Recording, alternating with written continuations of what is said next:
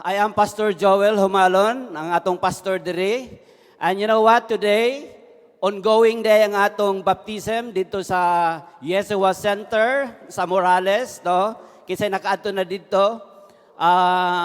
Ang ganinang account, ang last count akong ibalaan, 141 of them are being baptized today at Morales. Okay? Glory to God. That's why many of our leaders are also there, no, today. Kaya medyo okay, marami pa rin tayo. Glory to God, no?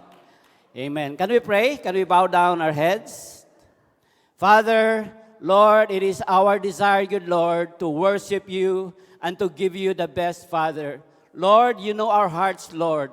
Lord, we love you and we want to, Lord, give you the best, of Lord, of what we can do, Father God. Be glorified, O God, Lord, especially today, Lord, for your people that are being baptized today, O God, at Morales, Lord, we pray for them. Thank you for their lives. And we declare, Lord, that they will remain. No one can snatch them from your hands, Father. And Lord, because of their lives, their own families and friends, O Lord, will also know you, O God. Father, bless the word today, Lord, because it's your desire for your people to be just like you, O God, Father. Lord, transform our hearts, Lord, that we will remain humble every single day of our lives, Lord, knowing that you are God and you are so loving and you take care of your people. So, Father God, Lord, minister to your people today. Whatever conditions we have, Lord, you know everything, Lord. Nothing is, Lord, hidden from your sight, O God. Father, we also pray for this country, the Philippines, Lord, our president, Lord, our police, our military, O God. Lord, use them, Lord, for your purposes, O God. We know, Lord, that change is coming and it is going on, Father. Lord, protect, Lord, our police force, Lord, from any harm, O God.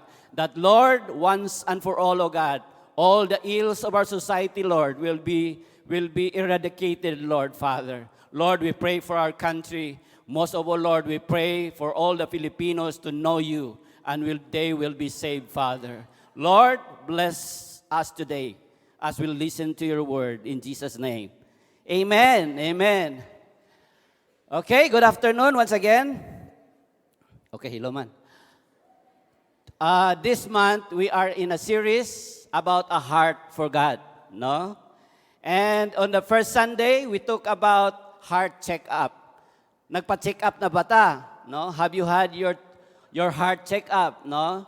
At that Sunday, we look deep into our hearts kung unsa ang kondisyon sa atong, what is the condition of our hearts, no? We said that worldliness and godliness are two opposite sides. We cannot be godly and worldly at the same time. So, i-check natin ang ating mga puso. And then, last Sunday, we said that we can develop a heart for God. And what we said is that a heart for God remembers, no, to be humble all the time. A heart for God knows that God is our shepherd. He takes care of us. And so we continue to trust His ways. Ang mga ginagawa niya sa buhay natin, no, paniwalaan lang natin si Lord kahit minsan maraming problema. And most of all, to develop a heart for God is to be having a servant heart, no, caring for other people, and also to be asking God for forgiveness every time we sin before Him. That's how we develop a heart for God. Amen ba? Do you want to develop that kind of character? Amen, no? Okay. Ayaw ni Lord, because the moment we receive Him into our lives, si Lord started to work something, no, in our hearts. Binabago tayo ni Lord, no? He is good. Kaya minsan, ayaw ni Lord na makalimutan natin ang mga ginagawa niya. Ayaw ni Lord, He doesn't want spiritual amnesia. No? Gusto ni Lord, no, day by day, no, from glory to glory, our hearts is being transformed like His own heart. Amen? So our word for this afternoon is homecoming to a heart for God, a heart like Jesus. Amen? Gusto ba ninyo na yung puso nyo katulad ng puso ni Lord? Okay? Amen? You imagine this, no? na isang araw, bibigyan tayo ni Lord. No? Just imagine na one day, your heart or the heart of Jesus is placed into your heart. Na instead yung heart mo ngayon, yung heart ni Jesus ang ilagay sa puso mo. And imagine what would happen to you, no? Yung circumstances nyo, pareho pa rin, the same family, no? The same shoes, the same house, the same schedule, the same work. Okay, pareho lahat, walang nagbabago sa sitwasyon mo. Ang nagbago lang yung puso mo, yung puso ni Jesus. Can you imagine what will happen to your life? Okay? Ano kaya mangyari sa mga priorities nyo? Sa mga decisions na ginagawa nyo? What will happen? What would be the changes? No, sa mga ugali natin, sa behavior natin, what will happen kung yung heart ni Jesus ang nasa puso natin? Ano kaya ang makikita ng ibang tao sa ating mga buhay, sa ating pamilya? Ano kaya ang magbabago? No? Masya kaya yung family natin? No? Kung yung heart ni Jesus ang nasa heart natin? Ang ating sa opisina, no? No, sa eskwelahan, ano mangyari, no? How would you treat yung especially yung less fortunate, no? Kung makakita kayo ng kailangan tulungan, ano kaya mangyayari? What will be the changes that will happen in your life? Okay? Sa mga kaibigan mo, what will they notice sa buhay mo? Magiging more joyful ka kaya? No? Ito para sa akin to. Will you be more joyful? Makikita yung smiling face mo? No? How about your enemies? Magiging reconciliatory ka kaya? Ano kaya ang magbabago? No? Yung mood mo, yung temper, no? Would you sleep better? Yung galit sa ibang tao, malis kaya sa puso mo? No? And would you appreciate the world more, the world will be more colorful to you, no? Can you appreciate yung mga sunset, yung mga flowers, yung mga birds, no? Ang ganda ng bulaklak, yung mga gano'n, no? Paano ka kaya mag-react kung mag-brown out, no? Minsan, no? Marami sa atin pag nag-brown out, no? Lumalabas yung galit, no? Sometimes nagdra-drive sa traffic, no? Pag mayroong nag-cut, grabe, no? Ang ating mga reaksyon. Okay? If your heart will be the heart of Jesus, no? Ano ang mababago sa mga plano niyo sa buhay? No, sa priorities, schedule. Na-imagine niyo na ang inyong sarili, no? Gusto kong imagine niyo na yung puso niyo naging puso ni Jesus, no? And in that situation, as you imagine that situation in your life, no? You stop the frame, meaning you imagine that you are like that. Alam nyo ba, yung ini-imagine mo, yun talaga ang gusto ni Lord na mangyari sa buhay mo. No? Yung ini-imagine natin na kung ang puso ni Lord nasa puso natin, yun ang mangyari sa buhay natin, yan talaga ang plano ni Lord na mangyari sa buhay nyo. Amen ba? What you see is what God wants. Okay? Sabi ng Philippians 2:5, He wants you to think and act like Jesus Christ. No? So kayong kanina, yung ini-imagine natin, yung ano mga mangyayari, yun talaga ang plano ni Lord na mangyari sa mga buhay natin. Kasi ang gusto talaga ni Lord, na ang puso niya, ang magiging puso din natin. Amen ba? Amen? Because God's plan for you is nothing short of a new heart like Jesus. Pero ito, no? God loves us the way we are, but He refuses to live us the same way. No, love tayo ni Lord. Kung ano tayo, love tayo kahit ano pa tayo kasama or ano pang ugali natin, ano pang sitwasyon natin, the way we are, love tayo ni Lord. No? Pero He loves us so much, hindi rin tayo niya pabayaan na hindi tayo magbago. Gusto ni Lord yung puso natin maging katulad ng kanyang puso. Amen? So God loves us. Ang love ni Lord, hindi tulad ng love ng tao.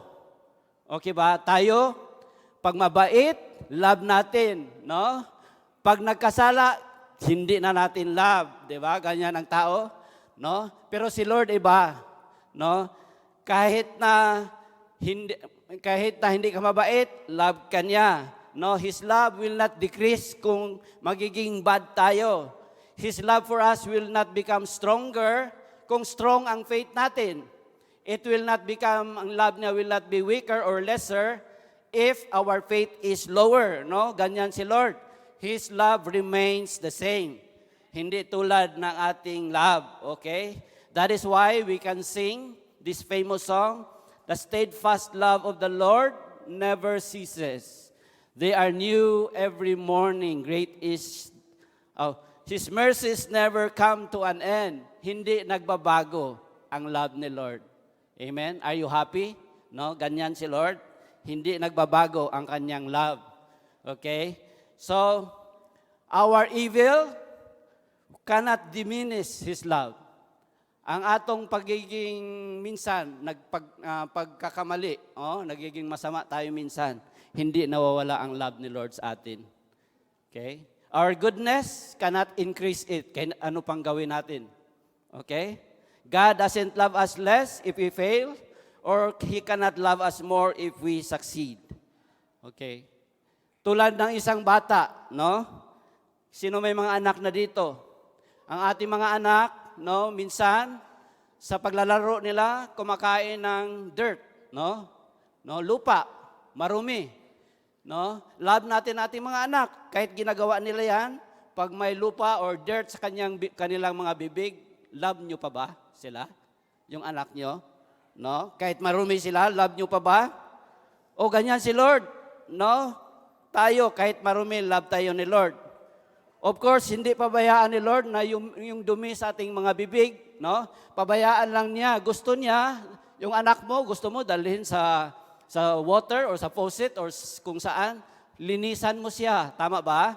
Linisan mo siya. Ayaw mo i-allow nang yung dumi sa kanyang katawan will remain. Tama ba? Love natin yung mga anak natin kahit nagkasala. Okay? Hindi nababawasan yon. Pero, ayaw natin they will remain the same. Gusto natin silang magbago. Amen ba? Parang si Lord din, no? Si Lord din ganyan. He loves us the way we are, but He will not allow us to remain the same. Gusto niya ibigay ang kanyang puso sa mga puso natin. Amen. Para gusto niya tayo ay magbago. Amen? Amen. Minsan, meron tayong idea, no? Nga sabihin natin minsan, ani na gyud ko, wala na talaga akong pag-asa. Hindi na ako mababago. Alam niyo ba kung sino nagsabi niyan? Si Taning, no? Si Taning yan. If someone speaks to you in your mind na ganyan, hindi mo na kayang magbago, wala nang mangyayari sa buhay mo, si Taning yan, huwag kang maniwala. Amen? Huwag kang maniwala, okay? Kasi Jesus can change our hearts. Sabihan mo yung katabi mo, ibang-iba ka na talaga ngayon, no? Ang dami nang binago si Lord sa buhay nyo. Amen ba? Tingnan mo yung buhay nyo ngayon. Compare mo sa time na tinanggap mo si Jesus. I-compare mo sa buhay mo nung wala pa si Jesus sa buhay mo. Nakikita mo ba yung mga pagbabago? Amen. Binabago ni Lord ang ating mga puso. Amen. Kaya huwag tayong maniwala, no, kay Taning na sabihin na wala tayong pag-asa, hindi na tayo mabago, no? No? Okay? May pag-asa habang may buhay kasi si Lord nasa puso natin. Amen? So ngayon tingnan natin ang puso ni Jesus Christ. Okay? Anong klaseng puso meron ang ating Lord? The first one is that His love is pure. His heart is pure. Okay? Kaya merong kanta, a pure heart is what I long for. No? Jesus' heart is pure. First, letter A, He was never accused of lustful thoughts. Okay? No, yung lustful thoughts, no, minsan, usually, nire-relate natin about sexual sins. Okay? But yung lustful thoughts is not only limited sa sexual sins. It includes, no, other like selfishness, greed, no, other negative, kanang maghuna-huna bitaw ta og pangit or kanang very selfish ta. Yan, those are things that are bad. Pero si Jesus, alam nyo, no? During his ministry, may mga maraming babae ding sumusunod sa kanya. No, you have read that in the Bible. There were women, no? No, there were women. There was Mary Magdalene who was his feet, di ba? And yung mga marami pa, no? Pero wala talagang incident that he was charged of having lustful thoughts. Nabasa niyo yung ano ba yun? Da Vinci Code, di ba? Merong doon merong pinapalabas na parang crush or my relationship si Jesus with Mary, no? Preposterous nga mga allegation, but in the Bible, no, wala talagang iniisip, no? Never, walang kahit maliit na truth to those kinds of fabricated stories. Jesus genuinely cared for other people. Amen, no? Amen. That's a pure heart. Sincere palagi si Lord, no? Wala siyang ulterior motives. Walang deception sa kanyang heart. Amen? Letter B, he is not entitlement conscious, no? Hindi siya nakafocus, no? Hindi siya demanding. Hindi siya nakafocus sa kanyang sarili, no? There was a story, no? Sometimes, sabi nga natin, sometimes when people are successful or famous, no? Nasa posisyon, minsan ang utak parang we think we deserve, no, other people to serve us. We think that we are entitled to many things, di ba? Yung mayabang, lumalaki yung ating ulo, di ba? You remember in the story in the Bible when Jesus, a lot of people is following Jesus and the disciples, di ba? And they are in Jerusalem, people from Galilee, from Caesarea, from yung ibang lugar, no? Sabi ng Bible, a multitudes were following Jesus. So ang daming follower. Famous na si Jesus, sikat na siya, di ba? At siyempre, yung kanyang mga 12 disciples, imagine mo sarili mo kung kasama ka doon sa 12 disciples, di ba?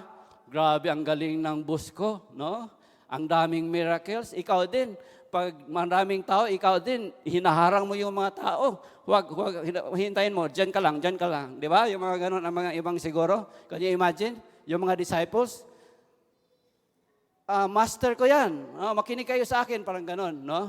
So, it's very possible that in the hearts of the apostles, no, sa mga disciples, no, sikat na rin sila kasi National 12 sila, tama ba? No, sikat na rin ang feeling nila. Close ako kay Jesus, no? Dadaan kayo sa akin, no? I will protect my leader, parang ganun ang attitude ng mga disciples. Pero alam niyo ba anong ginawa ni Jesus? When he was preaching in the Beatitudes, sabi niya, blessed are the poor in spirit, no? Blessed are the meek. Okay? Ibig sabihin, yung sinasabihan niya yung kanyang mga disciple, huwag kayong maging mayabang, huwag niyo ipasok sa ulo niyo, no? Marami tayong followers, maraming mga tao, kailangan natin silang tulungan, hindi natin sila abusuhin. Tama ba? No? Ganon ang heart ni Lord, no? Hindi niya sinasabi na, kayo, nahihil ko na kayo, kailangan mag-contribute kayo sa akin, mag-provide kayo kung ano-ano. Tama ba? Wala sa kanyang puso yung people serving Him. He came to serve people. Amen ba? At saka yung success and fame, winawarn niya yung kanyang mga disciples. Huwag pumasok sa ulo nyo, no? Yung success at saka fame natin, no? You remain poor in the spirit. Yan ang sabi ni Jesus. Amen? Walang entitlement conscious. Amen? At dito, parang yung no? We appreciate our new president. One, we read, no? Or nakita namin sa Facebook, that during one of their meeting, yung nagpe-present si Secretary of Agriculture, no, si Piñol, no? Siyempre out of kanang protocol, palagi dapat His Excellency, Mr. President, dapat ganon. Kasi yun talaga ang standard. Pero si Presidente gumawa ng kunting note, pinasa niya doon kay Secretary Piñol, sinabi niya, huwag mo akong tawagin na His Excellency, Rudy na lang, no? Ganyan kahumble ang ating Presidente, no?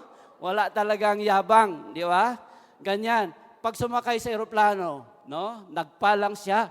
Okay, economy class pa. Makikita natin ang kanyang puso. He really wanted to just serve the people. Kahit presidente na siya, humble pa rin, no? Sa hotel, minsan may mga leaders, no? Minsan pastor pa, no? Pira naman ng mga tao pagkatapos kung mag-hotel, doon talaga sa 5-star hotel, no? Tama ba? Dapat hindi tayo yung heart natin, ingatan natin, no? Glory to God, many of our leaders here, no, mga managers na, napopromote na, pero yung mga lifestyle nila, no, glory to God, they remain humble. Now, when they treat their disciples with with love and concern, no, mga within the level, no, walang abusado. Amen ba? No, ganyan dapat ang mga anak ni Lord. Third point, always willing to forgive. Ganyan ang heart ni Lord, always willing to forgive. Grabe, no? Siya ang gumawa sa kalibutan, sa world. Okay? But he was scorned by the people, he was rejected. Pero, no, papunta pa lang siya sa cross, in his heart, nandun na yung word na forgive them, no? Because they didn't know what they are doing. Grabe, ganyan ang puso. Tayo ba, no? Do we have the heart na pirong pag merong mga tao, no, nagkakamali sa atin, madali ba tayo magpatawad, no? Hindi ba yung tamnan mo talaga ng kawayan? Kasi nagkamali siya, hindi kita makakalimutan, no? Mga ganon na attitude. No, bantay ka lang sa akin, no? Ganyan. Oo, 'di ba? Hindi po ganyan ang heart na gusto ni Lord. When people hurt us, dapat ready tayo to forgive them. Amen ba? Amen? We can forgive because God has forgiven all our sins. Amen? No, we have a heart. Always willing to forgive. Okay? Sabi nga ni Peter, no? The lamb unblemished and spotless in 1 Peter 1:19. 3 years magkasama, more than 3 years, si Jesus at saka si Peter. Pero in all those 3 years, no, wala talagang makita kahit kunting imperfection ang ating Panginoon. Awesome, di ba? Alam natin, sabi nga natin, makilala mo yung tao mo, akala mo ang bait-bait yan pag nagpipreach, tama ba? Pero pag kasama mo sa bahay, pag nakilala mo talaga siya, lalabas yung totoo. Diba? Pero si Jesus, okay, more than 3 years, almost every day. Yun din ang sinabi ni John in 1 John 3:5. In Him is no sin. Ganya po na klaseng heart ang gusto ni Lord na ma-develop natin. Amen? And second point, peaceful. Malinawon, no? Peaceful mind. Okay, malinawon, no? Si Jesus was peaceful. Ano ba ang mga bagay that will make us troubled, no? Trials, tests, and temptations. Totoo ba? Kung may trial, siyempre may mga test sa buhay, no? Mga board exam, joke lang. Mga temptation, no? Diyan tayo, no? Nawiwindang tayo, no? Yan ang mga problema. Pero si Jesus, kahit sa panahon, no? Na may problema. One time, in the midst of lack, for example, one time, wala silang pagkain. No? Sino sa inyo dito, pag walang pagkain, nako, hindi kayo makatulog. No? No, grabe, mawiwindang tala, magagalit. Pagdating sa bahay, kumain na sila, walang iniwan. Sino ang mag-wild? No? Ganyan. One time, there were about 5,000 men. Not including children and women. So about 10 to 15,000 yung tao. Gabi na, walang tindahan. Di ba? Nawindang na yung mga disciple. Lord, anong gawin natin sa mga tao? Walang pagkain dito. Di ba? They were worried. Pero sabi ni Jesus, relax lang kayo. May nagbaon ba dyan? 5 isda, 5 tinapay, 2 isda. No, muntik nang nabaliktad. Amen. And then, what Jesus did, you know the story. No, huwag tayong magpanik agad, no? God will provide. Sabi nga kung walang pagkain, it's time to fast. It's time to fast, di ba? Amen? So in time na wala, kung walang pamasahe, it's time to walk, di ba? Ganun lang kasimple, huwag tayong magpanik. Di ba? Pagtingin mo sa kaibigan mo, hindi naman kaibigan, siguro kita ka ng walang paa, pasalamat ka kay Lord, pamasahe lang ang wala sa iyo, hindi paa. Tama ba? Ganon pong mindset ang gusto ni Lord, meron tayo, no? Okay? So kung walang pagkain, pumunta ka sa cell, may pagkain doon. Amen. So peaceful, no? Kahit may kunting problema, will remain peaceful. And letter B, peaceful in the midst of storm or dangers. Okay? Si Jesus, no, the disciples during a time na nagbagyo, no? Dito sa bangka sila nagbiyahe. Okay, si Jesus natulog lang. The disciples were worried. Mga matay na taan ni Lord. Dili baka concern sa atua, ano? But ingon ni Jesus, you of little faith. Kung kauban nato si Lord, kahit may danger, kahit may storm sa ating life, God is with us, okay? He can calm the storm, no? Kaya ni Lord, okay? Okay? Yan, kahit ano pang problema, kahit ano pang storm sa ating mga buhay, we can just sleep, no? Matulog lang tayo. Minsan ang problema, kinabukasan pagising mo, wala na. Di ba? Yeah? Just trust the Lord. Okay, letter C. In the midst of violence, Jesus was peaceful. Grabe, no?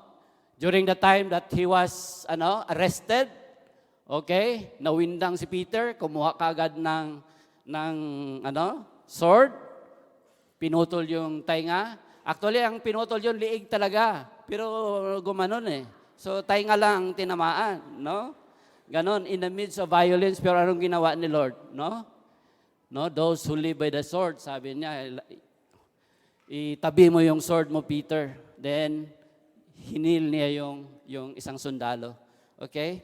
Ganyan si Lord. In the midst of violence, kalma lang siya. He remains peaceful. No? Sometimes, yung violence is physical. Okay? No? Like what Jesus experienced dito sa cross. He was crucified. He was flogged. No? Grabe. Physical talaga. No? Minsan, every time we watch that video about atong mga gihimo nila kay Jesus, grabe, no? Grabe yun ka pangit tanawon, no? Inaanak ka physical, but Jesus Christ remain peaceful. But sometimes in our case, wala naman masyadong physical, no? Violence sa atin. Most of our violence are verbal, no? Sometimes ang nangyayari sa family, no? Sa ating mga relationship, no? Sabihan tayo na tanga ka, no? Or what, no? Hindi kita kilala, sino ka sa buhay ko, yung mga ganon, no? Yung mga ganon, no? Pero si Jesus, yung ginawa ni Peter, that he was denied. Peter denied Jesus 3 times, okay? You have read that story? Tiningnan lang ni Jesus si Peter in the eye. And the Bible describe it as with much compassion. No? Gideny siya ni Peter, pero love and compassion ang lumabas, no, sa mata ni Jesus Christ. No? Despite what Peter did. Alam nyo, kahit anong mangyari, no, God loves you. And He always look at us with love and compassion. Amen ba? And last letter D is peace in the midst of rejection. Sino ba dito na-reject na? No? Sabi dyan, we should be people, kahit i-reject, no? We should be people of peace. No? Ang ating presidente is so humble, no? Kahit nanalo tayo sa kaso, sabi niya, war is not an option. No? Hindi tayo pwede pumunta sa war. Masira lang tayo. Okay? So ganyan ang isang tao na may wisdom. na galing kay Lord. And we hope, no, kasi may lumabas na sa ating presidente that President Duterte once in the past, no, or recent atong during the election, he really received Jesus Christ. And we really pray for him that yung pag-receive niya is really a genuine prayer, not to receive Jesus Christ. Amen. No? Amen. And number 3. Number 3. Jesus is purposeful. Okay? Purpose, no?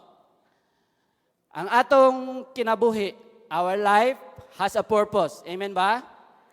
Wala pong buhay o walang isang tao dito na naging tao na walang purpose si Lord. Amen. So our life has a purpose and we have a mission. No? Si Jesus Christ, He set His eyes on this. Isang purpose talaga, to save the lost mankind. When Jesus came, hindi nawala sa kanyang isipan, no, ang kanyang purpose. It is to save us because He loved us. He could summarize His life in one sentence. The Son of Man came to seek and to save the lost. Luke 19:10. Alam ni Jesus Christ, no? When He started ministry, during ministry, He knows ang kanyang purpose until tinapos niya ang kanyang ministry when He said, "It is finished." In short, Jesus' purpose was to show us, no? Ang purpose niya is to show us how to love God and love people, no? Yan ang purpose. That is why importante nga dili nato malimtan, hindi natin makalimutan ang ating purpose. That is why devotional. Sino pang nagde-devotional pa dito? Amen. That is part para we remain focused on our purpose. Dili ta mawindang sa mga unsa-unsa. Tama? Na mga butang sa kalibutan. We will remain focused on what God wants us to do. Kaya we have to do our devotional. Okay? Every day.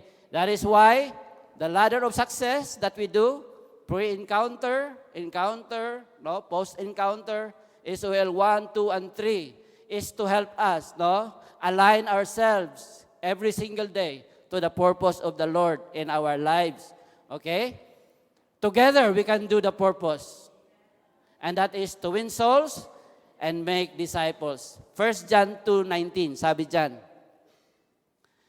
"These people came from our own group, yet they were not part of us. If they had been part of us, they would have stayed with us. But they left, which proves that they did not belong to our group." Amen? We belong here. We are one family. Amen? So we stay here. Amen? As long as we are here. Sabi nung iba, no, merong lumabas kayo ngayon na bagong kulto na sabi na pag tinanggap mo na si Jesus, you don't have to attend a church. No? Narinig niyo yan? I think sa Facebook ba yun or somewhere. No, sabi dyan, in our generation daw, pag tinanggap mo na si Jesus, hindi mo na kailangan umattend or mag-join ng isang church. Pero sabi ng Hebrews 10:25, sabi dyan, some people have gotten out of the habit of meeting for worship. No? Kaya sabihan mo yung katabi mo, I will miss you. No? Sabihan mo. Yeah. Sabi sa Bible, we are one family and God commanded His people to gather regularly. Amen. Okay? Kasi pag nagsama-sama tayo, kahit meron tayong problema, sabi ng Bible, no, we should keep on encouraging each other. Especially since you know that the day of the Lord's coming is getting closer. Okay? Okay? Yung mga ayaw mag-join sa isang group, no? Minsan nawawala sila, nadi-discourage and nobody to encourage them. Okay? Kaya, no, don't give up. Sabihan mo yung katabi mo, don't give up attending church and attending cell. Amen. So, fourth point, Jesus was pleasant. Alam mo, si Jesus, kahit focus siya sa goal, no, ano pa rin yung ugali niya? Likeable, no? Pleasant, no? Hindi yung, sino dito, no? Pag, ako, medyo ganun ako pag magtrabaho, focus lang. ayog samok niya, ayog samok yung mga bata, palayo, kay I'm focused, pang gano'n, no? Minsan, iiyak yung mga bata kasi focus ka sa trabaho, wala kang ibang gusto mag-istorbo. Magiging unpleasant tayo, di ba? Pag medyo masyadong choleric, nakapokus sa trabaho, no? Magiging unpleasant. Pero si Lord, no, kahit He was focused on His purpose, ano pa rin siya, likable, pleasant personality. No, ganyan si Lord, ang ganyan, no? Gusto ni Lord baguhin ang ating mga kinsa dire mga saputon, no? Kinsa grampe, no? Kinsa dire kulot, no? Lord, baguha ko, Lord. Muna ginaingon ni Tura sa ako, kulot daw ko. I pray nga ang akong pagkakulot ron lesser than before, no? Di ba? Jesus was focused on His goal, what He was never unpleasant. Okay? Let our presence be a pleasure, not a pressure. Okay? Minsan, may mga tao gusto nila na pagdating nila, no? Ito confession, no? Nung manager pa ako sa isang malaking company, pag nandyan na ako, minsan, ano yung mga tao, biglang tumatahimik, di ba? O iba, aalis, mga ganon. Merong mga ganyan di ba? Takot ba? Takot, no? Ganyan po ang world, no? Pero ang gusto ni Lord, no? People love our presence. Amen?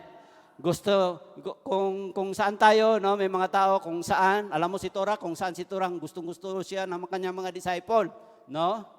Yung aking mga disciple, dahan-dahan pa lang. Ay, joke. Amen, no? Di ba sabi ni Jesus, huwag niyong bawalan yung mga bata na lumapit sa akin. No? Nabasa niyo yan? No? Jesus loved children. Pero dito sa CCFI, yung ibang leader, sabihin sa mga bata, huy, nandyan si Turo, mag-ingat ka, nandyan si Turo. Di ba? Tinatakot mo yung mga bata Grabe, no? Ginawa pa akong scarecrow sa mga bata. Mga bata, mabait po ang pastor niyo. Di ba? Si Jesus, ano rin? He appreciates, di ba? Sabi niya, the lilies, no, the flowers, the birds, ganon. Jesus appreciates yung creation. Siyempre, siya ang gumawa niyan. Okay? Yan, ganyan si Jesus, hindi siya focus lang sa trabaho. Ang kanyang perspective, no? He is appreciative, no, sa nature. He finds joy in worship. Si Jesus worship, no, without ceasing. Sino dito excited pumunta sa church? Di ba? Excited pumunta sa cell. Ganyan po ang puso na pleasant para kay Lord, no? Si Jesus, wherever He go, pupunta talaga siya sa mga synagogues. And He preaches there or He speaks. Magpipreach siya doon sa mga simbahan, mga synagogues during His time. No? Kaya ang gusto ni Lord sa heart natin, parang ganun din, no? Excited tayo. Sino sa inyo excited palagi? Sunday na naman. Hindi yung Sunday na naman, ang haba ng preaching dyan, no? Siguro pupunta ako dyan, alauna mag-start, 1:30 na lang. Yung mga ganun ba, no? Tapos na ang praise and worship, no? Okay? Ganon, no? Si Lord, ang gusto niya sa atin, no? We love to worship. Our worship is one whole package, no? So, as your pastors, we really recommend that you start, no, sa praise and worship until the end, lahat talaga, because it is one package. Amen. Hindi yung pupunta tayo, no, minsan, no? Punta tayo, doon ako kay para word na lang, no? Ganon. Hindi po kumpleto ang luto pag doon na kayo sa word, no? So, it's really, with all sincerity, we really recommend or suggest na we should come on time, 1 o'clock, no, para inaning a service, so that kumpleto yung ating putahe. Amen? Amen ba? Si Jesus was pleasant, no, pleasant, kahit in the midst of problems.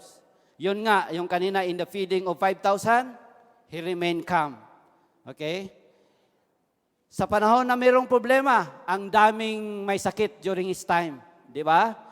Minsan nga, hindi nga makapasok sa dami nila.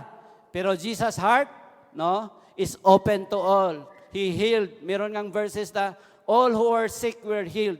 Imagine that, no? Si Lord, He has the time. He has the heart, no, to help everyone. Okay? Kahit problema na ibang tao. Minsan tayo, no? Problema na ibang tao. Bakit naging problema ko yung problema nila?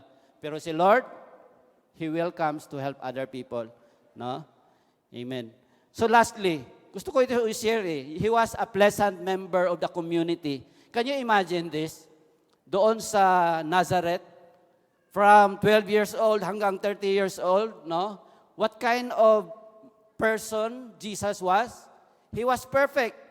Ano kaya ang nangyari sa mga kaibigan niya during that time? Yung mga bata growing up, yung mga adolescent time niya, no? He was a perfect person, no? So he was a good son. Eldest son siya, di ba? In the Bible, eldest son siya, may mga kapatid siya. Di ba? That's found in Matthew 13:55 and 56. May mga kapatid si Jesus. He was eldest. Sabi ng Bible, hindi siya ginalaw ni Joseph until nanganak si Jesus. Napanganak pala. Then after that, of course, asawa siya ni Joseph. Di ba? Asawa niya si Mary. Ha? No? Hindi ginalaw ni Joseph si Mary not until napanganak si Jesus. Okay? Right after that, hindi po totoo na virgin si Mary hanggang namatay. Okay? Ang kapatid ni Jesus, James, who became the leader of the Jerusalem church, James wrote the book of James, Joseph, and then Judas. Judas who wrote the book of Jude, and we have Simon. And the Bible mentioned at least sisters. So at least dalawang sisters. So they have a big family, no? Okay? So yan. Can you imagine 3 decades of life hanggang about 30 years old si Jesus, no? Ano kaya ang mga experiences ng kanyang family? No, having a sibling or a son, no? Not perfect. Okay? Walang kasalanan. Okay? Na anak. Okay? So he was really a pleasant member of the community and in the family. Amen ba? And lastly, number 5, spiritual, no? Jesus' heart is spiritual, no? This is the crowning attribute of Christ. His heart was spiritual. Alam nyo, ang ating pagka-spiritual, no, lumalabas yan, especially during the time na meron tayong problema. Di ba? Problems and trials exposes the kind of spirituality we have. Okay? Si Jesus, letter A, his thoughts, ang iyang mga panghuna-una, no? The way he think, no? Talagang konektado kay God, his Father. His thoughts reflects his intimate relationship with the Father. No? Tayo ba, pag may problema, ano ang iniisip natin? Ano ang laman ng ating mga isip? Sabi ng Bible, John 14:11, I am in the Father, and the Father is in me. When he began his ministry, sabi ni Jesus, the Spirit of the Lord is upon me. So, ang laman ng kanyang isip, palagi si Lord, no? Palaging si Lord. Sabi niya sa Matthew 4:11, Jesus was led by the Spirit. So, ang kanyang mga action, ang lahat ng kanyang mga ginagawa is in accordance sa gusto ni Lord. Okay? Sabi sa Luke 4:1, sabi diyan, full of the Holy Spirit. No, Jesus was full of the Holy Spirit. And then he said, he returned from the desert, sabi diyan, in the power of the Holy Spirit. Ang tanong, tayo ba, no, ang gusto ni Lord, ang laman ng ating puso in every decision making that we do, kasama si Lord. Tama ba? Kung magligaw ka, bago ka magligaw, ipag-pray mo muna. In all decisions that we do, entering into a business, no, dapat kasama si Lord, no? Ganyan po ang isang spiritual, led by the Holy Spirit. Amen ba? Secondly, letter B, Jesus is spiritual, He enjoys worship. No? Sinong nag-i-enjoy to worship the Lord? No? Not only on Sundays, no, every single day. No? Worship, sabi ng Bible, is in obedience to the Lord. When you do something, no, na hindi okay, then hindi mo ginawa kasi merong sinabi si Lord sa iyo, that's worship. Obedience is worship. Every morning when you wake up, dapat si Lord ang nauuna sa ating mga puso at amen? So that is also worship, no? Kailangan, no? Alam nyo na spiritual ka when kayong enjoy ka to worship the Lord, no? Every day, not only in the morning but all the whole day and everything that you do, no? Kasama si Lord. That's worship. Letter C. He memorizes verses. Okay? Sino dito? May mga memorized verses na, no? Amen. Dahan-dahan, no? Every day, importante meron tayong memorized na verses, no? Yung pag mayroong aswang, ang verse dapat diyan? The Lord is my shepherd, no? Adili ang verse children, obey your parents in the Lord, for it is right. Sabi ng aswang, mali ka, no? Kasi si Taning maraming alam na verses, di ba? Alam niya po ang verses, pero hindi niya ino-obey, di ba? Tayo, alamin natin ang gusto ni Lord sa mga scriptures niya, sinusunod natin.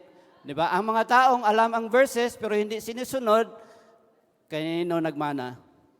Yeah, so tayo, anak tayo ni Lord, sinusunod natin siya. Amen ba? And then, letter D, He prays. Okay? Nagpipray si Jesus. That's being spiritual, no? Every time, no, before siya mag-minister, sabi ng Bible, He slipped away to be alone so that He could pray. No, lahat ng ginagawa ni Lord, magpipray muna siya. Dapat, sabihan mo yung katabi mo, ganyan ka dapat, no?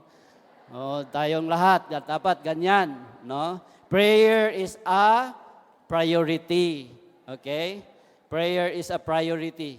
Sabi nga sa Mark 1:38, sabi ni Jesus after He prayed, sabi niya, today, hindi na tayo dito, doon na tayo sa ibang lugar. No? Ibig sabihin, during the time na nag-pray siya, may sinabi si God the Father sa kanya na hindi na dito magstay, doon na naman sa kabila. Okay? So meaning, Jesus' ministry was guided by prayer. In this ministry sa CCFI, no, we always pray nga everything that we do is guided by God, guided by the Holy Spirit, no? Kung ano ang gawin natin, no? Ano ang mga activities na gagawin natin, no? We should always consult the Lord. We should pray. Amen? He inquires from the Lord before making any decisions. Especially when Jesus was selecting His disciples, di ba? Nabasa nyo? No? He went to the mountain, He prayed, then the following morning, He chose His 12 disciples. No? When we associate ourselves to some people. No? Ang mga association natin, maybe in business, no? In school, no? Or at work, no? Mga association, mga disciples, no? Atog yung i-consult si Lord. God wants to bless our relationships, no? So we should not be equally yoked with unbelievers. Sabi diyan, tama ba? No, wag natin sabihin na mahal mo siya kahit hindi siya Christian, wag yan, ha? Okay, mga anak. Amen, no? We should pray for our relationship. And so yan, no? Ano ang klaseng heart meron si Jesus? Pure, peaceful, purposeful, pleasant, and spiritual, no? Kumusta naman ang heart natin, no? Sometimes, no, kung i-compare natin, of course, ang heart niya at saka heart natin, sometimes we feel, sometimes we feel na ang layo, di ba? His heart is pure, ang atin, greedy, he is peaceful, pero tayo, ang bilis tayo mag-worry, di ba? Ang bilis natin mag-worry. He is purposeful, tayo, madali tayo ma-distract, okay? Pag nakakita tayo ng gwapo, minsan, no? He is pleasant, tayo, kulot ang ulo, no? Cranky. He is spiritual, tayo physical and fleshly, no? Sometimes, the distance of our hearts and His, tingin natin, parang ang layo naman, para paano ako magkaroon ng puso ng katulad kay Jesus Christ? Posible ba yan? Sabi mo, how could I ever hope to have the heart of Jesus? Parang ang layo man, no? Gusto natin yung heart ni Jesus, parang ang layo man, no? Are you ready for a surprise? Okay? Ito ang truth. If you are in Christ, you already have the heart of Christ. Amen ba? Once we receive Jesus Christ, He is in our heart. Okay? He is already in our heart. Yan pala. Okay? And He has made your heart His home. Amen? Sabi ng Galatians 2:20, Christ lives in me. Sabihan mo yung katabi mo, si Christ or si Jesus, nandyan na sa puso mo. No? Nandyan na siya. He has moved in and is ready to change you. Nandyan na siya. No? If you have the mind of Jesus, okay, ito. If we have the mind of Jesus, meaning si Jesus na sa heart na natin, why do we think na layo man kayo akong batasan kay Lord, no? Why do we think that way? Bakit nangyayari 'yan? No? Ito yung illustration, no? Merong isang babae, mayaman siya, no? May bahay siya sa tabing dagat, ang ganda ng bahay niya, pero na-shock yung or na-amaze yung mga kapitbahay niya kasi nung nagkaroon na ng kuryente doon sa lugar, nagpalagay din siya ng kuryente, no? Kasi itong babaeng ito, mayaman na mayaman, pero kuripot, no? No, ayaw niyang gumasto, okay? So nagpalagay siya ng kuryente, Sukoteko, 3, okay. So yun, no? Na-amaze yung mga tao, baka hindi na ito kuripot. Mahal kasi ang kuryente at the time siguro. Then, at the end of the month, may reader, naga-reading ng meter na kuryente. Nasyak yung nag-read. Ma, may problema ba yung connection nyo? Bakit ang liit ng consumption nyo? Sabi ng babae na mayaman, sabi niya, ang ginagawa ko pag madilim na o hindi ko na makita, no, madilim na sa loob ng bahay, inoon ko yung kuryente. Siyempre maliwanag. Then kunin ko yung kandila, i-light on ko yung kandila, then i-off ko balik yung kuryente para walang gastos. Kaya ang liit ng kanyang consumption. Okay? Ganon ang ginawa niya. Ganon daw tayo, parang ganyan. Nung tinanggap natin si Jesus, si Lord nandyan na sa puso natin. Pero ayaw natin siyang umupo on the driver's seat. Gusto natin yung parang bata kanina na kahit may dirt sa ating mga buhay, gusto natin yon. Kainin ko yan, gusto ko yung dirt, yung mga ganon. Dirt represents mga immorality natin, di ba? Mga greed, mga bad behavior natin. Parang ganon daw tayo. Nandyan na si Lord sa puso, pero ayaw natin na siya ang mag-control sa ating mga buhay. Kaya, minsan, ngayon, tingin natin ang layo natin sa gusto ni Lord. Pero the truth is, ang gusto ni Lord sa mga buhay natin, yung puso niya will be our puso. Our heart will be like His heart. Amen ba? Si Lord, no, God has ambitious plans for us.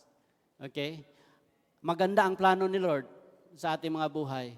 Plans to prosper us, not to harm us, to give us a hope, an abundant life. Yun ang plano ni Lord No? He has ambitious plans for us.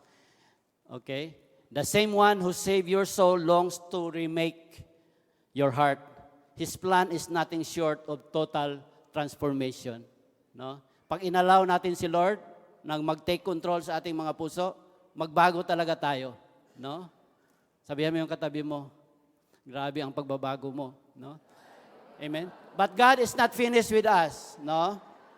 May rami pang gagawin si Lord sa ating mga puso. Sabi nga ng Romans 8:29, For God knew His people in advance, and He chose them to become like His Son, so that His Son would be the firstborn among many children.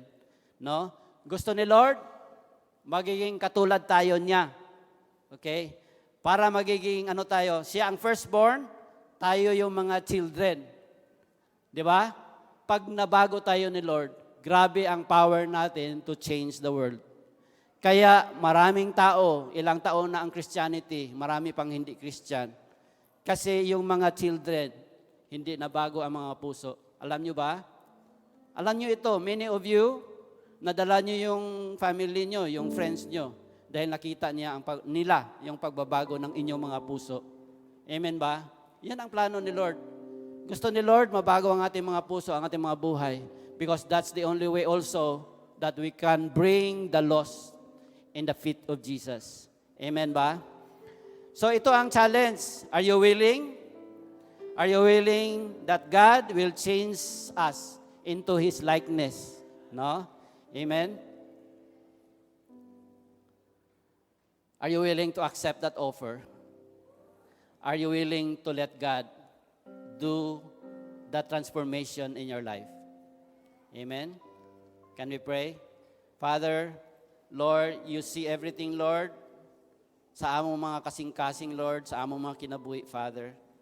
Lord, forgive us for the times that we fail you. Father God, we allow you, Lord, to change our lives, to change our situation, Father. And we know that when we change, everything else will change, Father.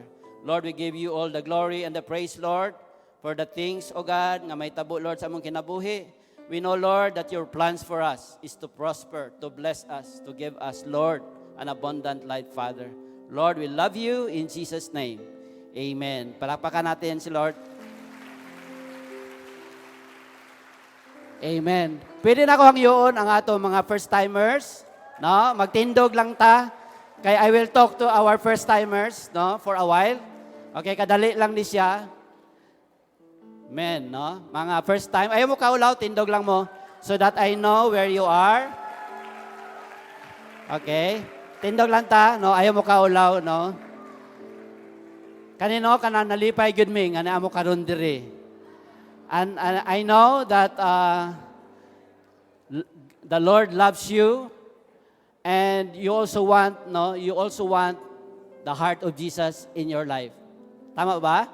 Gusto niyo rin na yung heart ni Lord magiging heart niyo rin. Gusto niyo rin na si Lord baguhin niya ang mga buhay niyo. Tama ba? Alam niyo sa ganyang relationship, no? Ang first step kasi niyan, kailangan tanggapin natin, i-surrender natin ang ating mga puso kay Lord. And when we do that, yung puso ni Lord will change our own puso. Okay? Gusto niyo yan? So mag-pray lang tayo and just repeat after me. Okay? Make this your prayer. You are the one talking to the Lord. No, ang prayer is just talking to God. Open your heart to the Lord as we pray. Okay, let's pray. Lord Jesus, thank you for loving me. Lord, there are many times in my life that I fail and I cannot change myself. Father, I want you to come into my heart and change me. Lord, I accept that I am a sinner and I need a Savior. And so today, I believe in you. I accept the Lord Jesus Christ as my Lord and Savior of my life. And Jesus, change me according to your word. Jesus Christ, I love you. And thank you for loving me first. I will follow you and I will worship you. In Jesus' name, amen. Amen. Palakpakan natin sila. Thank you. Take your seat. Ano lang yan? First step, no, in a lifetime relationship. Hindi lang lifetime. No, eternal relationship with God.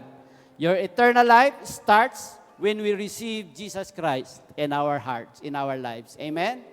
Amen. Let's give God a big hand. God bless you all.